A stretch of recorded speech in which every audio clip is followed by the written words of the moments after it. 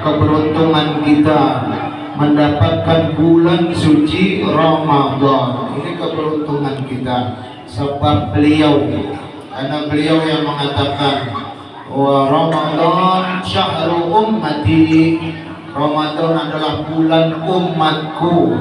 Kalau kita tidak termasuk umat beliau, kita nggak dapat keberuntungan yang besar ini. Bagaimana Allah menyiapkan segala sesuatu dengan kebajikan ataupun ganjaran yang berlipat-lipat.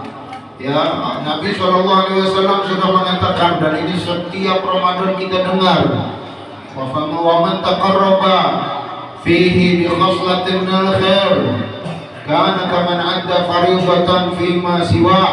Siapa yang melakukan amal kebaikan yang sunnah, apakah sholat sunnah, apakah tadarus Al-Quran, apakah kita sedekah, maka semua amal kebaikan itu mendapatkan pahala sebagai pahala yang wajib.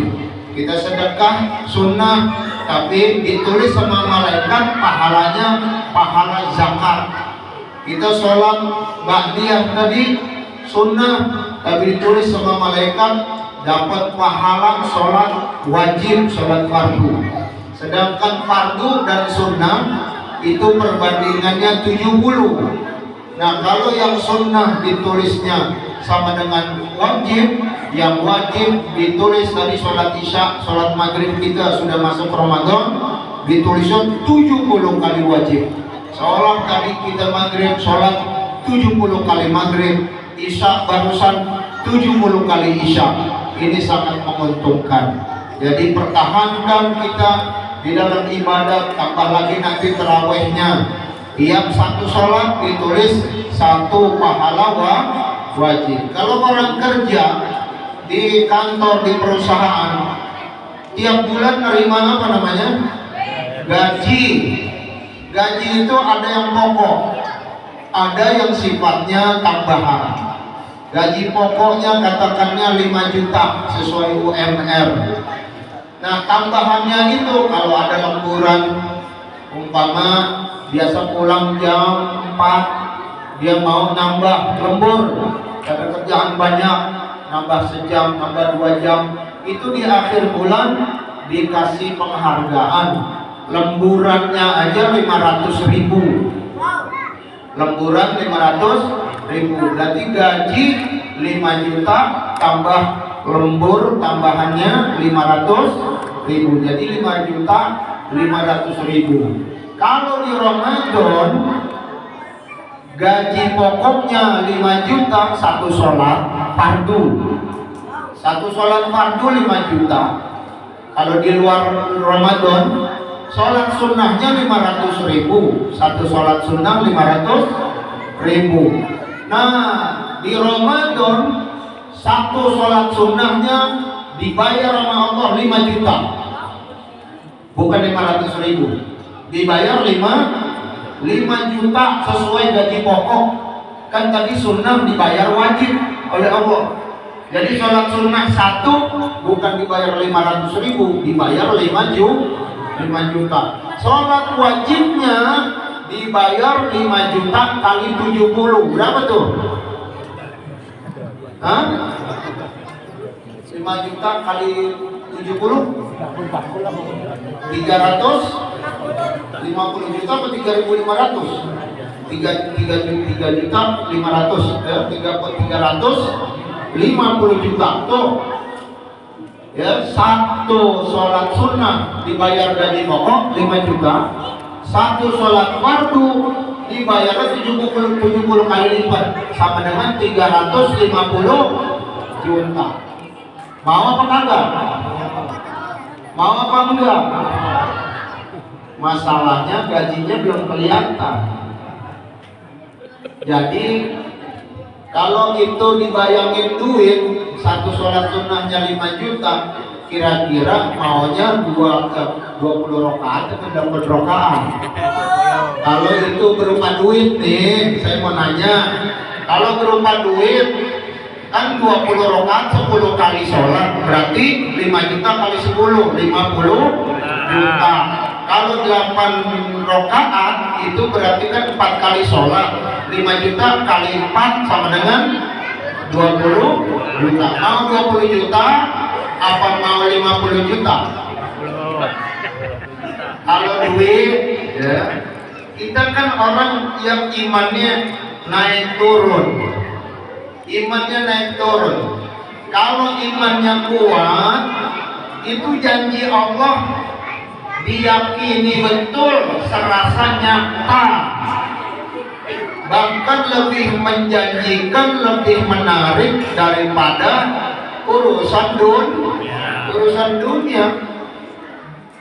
Nabi SAW katakan orang puasa 1 hari sunnah, puasa sunnah 1 hari itu ganjarannya kalau dia lakukan ikhlas karena Allah, nggak cukup dunia ini dipenuhi emas semuanya buat membayar orang puasa sunnah ikhlas karena Allah, itu nggak cukup. Kata Nabi begitu. Bagaimana puasa wajib? Masalahnya semua janji itu memang belum terlihat sekarang. Nanti kalau sudah meninggal, baru dah di situ orang sekarat pun sudah dikasih lihat, pada menyesal semuanya. Jadi mumpung kita masih ada umur, apalagi namanya kesempatan Ramadan belum tentu kita datang lagi untuk tahun berikut dan kita berharap bisa dapat lagi. Maka manfaatkan dengan sebenar-benarnya. Malam ini malam pertama bulan Ramadan, kita niat dari sekarang nih masuk Ramadan, niat, ya Allah, saya niat di Ramadan tahun ini yang baru datang ini, saya ingin mengisi dengan ibadah sebaik-baiknya, sebanyak-banyaknya. Ya Allah, saya niat mau menghatamkan Al-Quran di Ramadan ini 10 kali, 5 kali, 7 kali.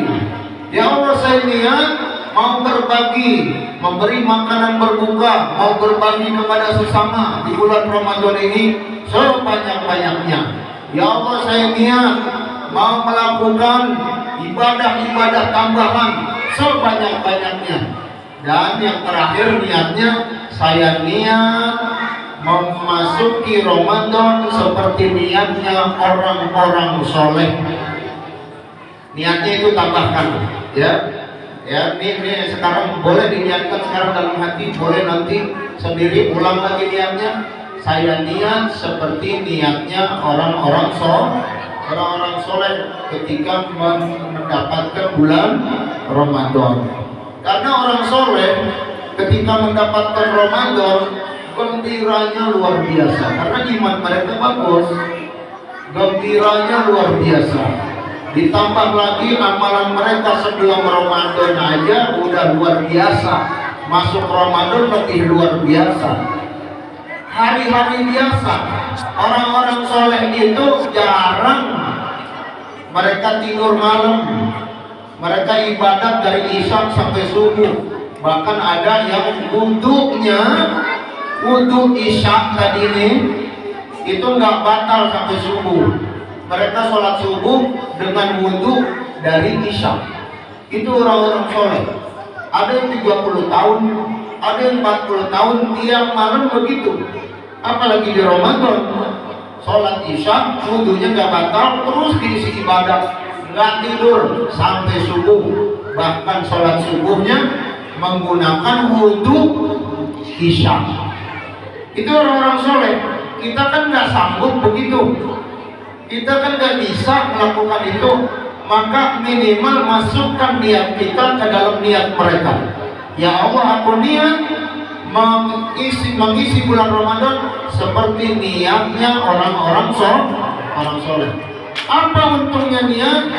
Kalau kita sudah niat, walaupun umpama tidak tercapai target, kita nggak mau bolos tarawih jamaah, ternyata pulang dari kerjaan terlambat, sholat tarawih di masjid udah bubaran, kerjakan sendiri, tapi pahala sholat tarawih jamaah itu tetap dicatat oleh Allah.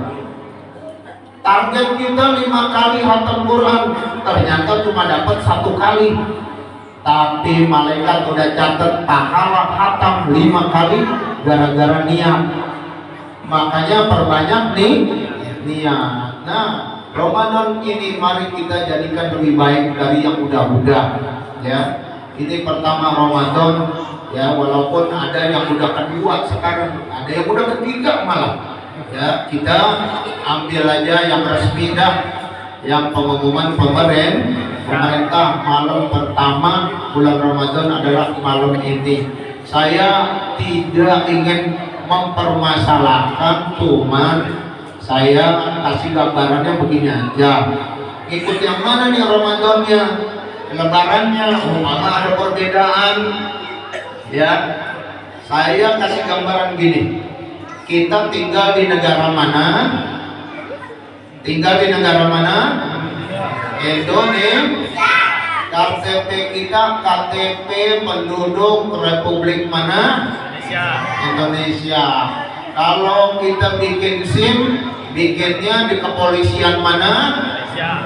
Indonesia. Kalau mau bayar pajak, bayarnya ke kantor PBB mana? Indonesia. Kalau kita mau keluar negeri, bikin paspornya dibuat di kantor imigrasi mana? Indonesia. Masuk ke negara orang, kita bawa paspor Indonesia, diterima apa kagak? Diterima. Visanya diterima karena dari pemerintah yang resmi. Udah begitu aja. Yang urus kita siapa, yang berwenang siapa, yang ngumumin yang berhak siapa, nah itu yang resmi. Nggak usah repot, ya, karena dalam urusan ini sudah ada yang tanggung jawab, dan itulah yang berwenang, yang lebih berhak. Para ulama sepakat tidak ada perbedaan dalam urusan itu. Apabila ada yang mau ikut yang baik, silakan. Saya nggak bilang nggak sah. Urusan sah nggak sah bukan urusan saya, urusan Allah. Tapi bahwa kita mengikuti mayoritas ulama yang diambil suaranya oleh pemerintah, lalu hasil kesepakatannya diumumkan, inilah yang lebih selamat, yang lebih resmi, yang lebih mendapatkan hujah ataupun dalil di dalam agama. Baik Bapak Ibu sekalian yang dirahmati Allah, jadi udah jangan bingung, ntar lebaran juga jangan bingung, udah ambil aja yang resmi. Bukan saya nggak ngakuin yang lain, itu urusan masing-masing, ya kan? Tapi bahwa di dalam agama ada patokan, ada panutan. Kalau salah ada yang jamin. Mayoritas ulama yang diambil suaranya pada saat sidang isbat. Hadirin hadirat sekalian yang dirahmati Allah, lalu saya ingin kita semuanya menyambut di malam, sambut biar hati kita gembira, gembirakan. Kalau hati kita kurang gembira, iman kita tandanya biasa-biasa aja. Ya, mudah-mudahan Allah kasih taufik hidayah, biar ada hadir Allah berikan taufik hidayah di dalam hati kita, agar kita sungguh-sungguh menghargai bulan Ramadan. Kita sambut ya. Marhaban ya syahr Ramadan, marhaban syahr siyami, marhaban ya syahr Ramadan, marhaban syahrul qiyami. Semuanya marhaban ya syahr Ramadan, marhaban syahrul qiyami, marhaban ya syahr Ramadan, marhaban syahrul qiyami. Selamat datang wahai Ramadan. Selamat datang syahrul siyam, bulan puasa. Selamat datang wahai bulan Ramadan. Selamat datang syahrul qiyam, bulannya qiyamul lail, bulannya bangun malam. Marhaban ya qurrata ayam, anta li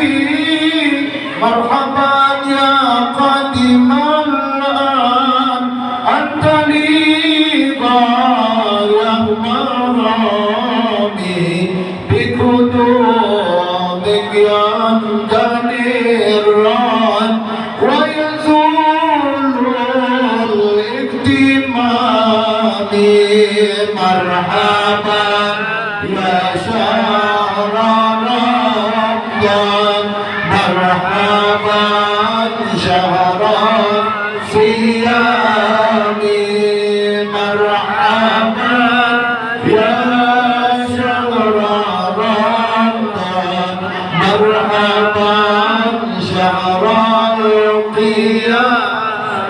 Selamat datang ya qadimal an, wahai bulan yang datang sekarang ini. Antali wa ya marami, engkaulah puncak harapanku. Dari sekian banyak hari dan bulan, engkaulah yang paling aku harapkan.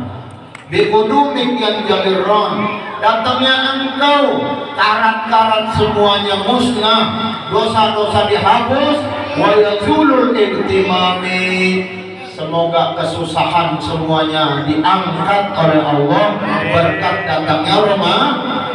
Yang lagi punya utang Allah lunasin segera. Yang lagi ngeluh sakit, datang Ramadan Allah berikan kekuatan kesehatan untuk bisa ibadat dengan sebaik-baiknya. Marhaban ya qurrata ayun ya shifa kulli siqami anta musim kulli ihsan ya musharraf bidawami marhaban ya syahra Ramadan marhaban syahra siyami marhaban ya syahra Ramadan marhaban syahral qiyami. Semoga sambutan kita diterima oleh Ramadan. Kalau kita akan mendapatkan nikmatnya ibadah di bulan Ramadan. Mohon maaf kurang lebihnya. Jangan khawatir kelamaan. Orang kalau masih berpikir lama banget, terawih lagi, lama banget 20, 23 lagi. Itu tanda imannya kurang. Ya, nggak nyesel sekarang, nggak nyesel sekarang. Ntar nyeselnya kalau udah sakaratul maut. Saya kasih tahu dari sekarang. Nyeselnya kalau udah sakaratul maut, udah nggak punya kesempatan lagi untuk bisa memperbaiki. Terlebih mohon maaf. Assalamualaikum warahmatullahi wabarakatuh.